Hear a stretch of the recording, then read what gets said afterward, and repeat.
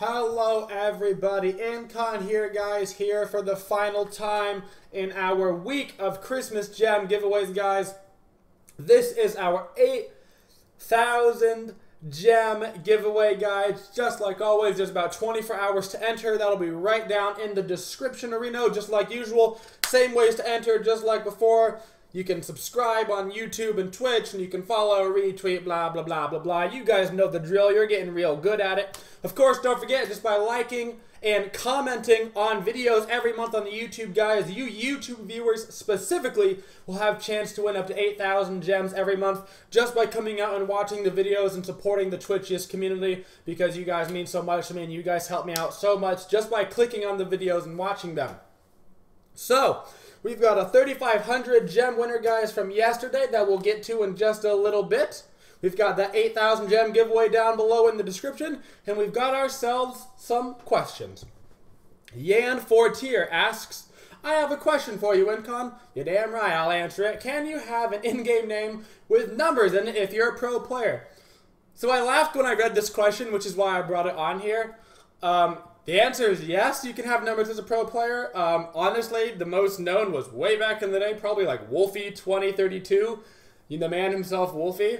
But like, you won't see a lot of numbers in pro players' names. Some people just like work it into the name themselves. Like if you think weekend has the 3 instead of the E, but that's not really just like a number. That's kind of just like using it as the name. You'll see a lot of pro players stick away from doing something like that, just putting like, a 47 at the end of the name, because it makes things more complicated, makes jerseys harder, it makes finding you harder. The only thing you can't really have in your name as a pro player is like, you can't have anything offensive, racist, sexist, whatever. Your name can't be like, bitches love me, you know what I'm saying? That's not gonna fly. Hi-Rez won't let that happen. Like, change your name if you want to be a pro player. You're representing an organization, probably. You're representing a team. You're representing Smite, all this kind of stuff. They won't let that kind of stuff happen. But other than that, you're free to have a stupid name if you want to. Lord Crispy22 asks, Incon, if you could have a dinosaur, how many would you get? So that's kind of an interesting question because, like, part of me says I would get, like, 1,000 dinosaurs and then sell them, right? And then I would just be a quadrillionaire because I sold dinosaurs. The other part of me says none because I've seen Jurassic Park and I know how this ends. But if I end up a billionaire, I wouldn't be a millionaire, it'd be billions. I mean, 1,000 dinosaurs, I don't even want to go that 1,000 to get rid of all the eggs, get rid of all that nonsense. But Bill Gates sends me $1 billion. Here you go, Bill Gates, have some dinosaurs. It'd be interesting because, like, if I've got all the money, then I can just build a badass bunker, get all my friends and family, all of you guys down in the bunker. It'll be huge, right? Just massive underground. We'll shut the doors forever. We'll have Google just install this internet. The world will just go to shit, and we'll just chill out under the bunker, dude. So I think it could totally work. 3X Chris asks, random question. Do you ever let Tourette's get to you? So this is kind of an awkward question that I tend to avoid answering just because it's kind of weird to talk about that stuff too often. But it's one of those things that's kind of hard to not talk about sometimes. Specifically, this person asked this because they had a condition as well that they let affect them until they had seen some things.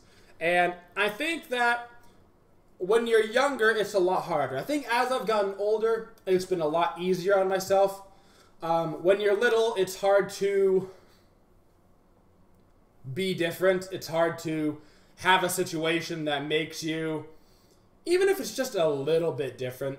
Kids suck, right? I mean, little kids, they don't even mean it often, but they're just mean, right? Like, they're going to point out things because it's obvious. They don't have, like, that sense to like, hey, I shouldn't mention that, like, you don't have an arm, you know what I'm saying? Like, kids go, you only have one arm, and adults are like, yes, I do, and like, it's fine. Like, if you're like a little kid and you have some sort of situation, they just point it out. It's a lot, like, more hurtful. So like as a kid, I would say it sucked.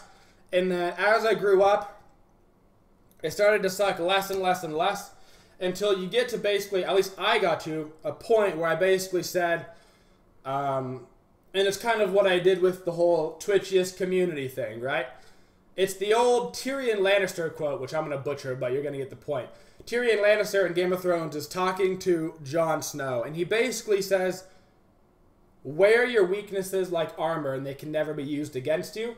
That's kind of the thing, is like, if you get confident and get comfortable with whatever situation that you're in, and you maybe poke fun at yourself, or you're just content with the situation, feel free to explain your situation to other people, how it happened, what it means, medically, anything, depending on, you know, your particular situation, then people won't use it against you. People can't try to attack you with that information because you're already wearing that information as a protective shield. And so I think that that's the biggest thing to do, is you have to find a way to be comfortable with yourself. And then once you're to that point, then other people will fall in line. Authentic Andrew asks, Incon, what is your favorite passive? My favorite passive is actually the brand new one, which is Thoth passive. It's super straightforward, super easy.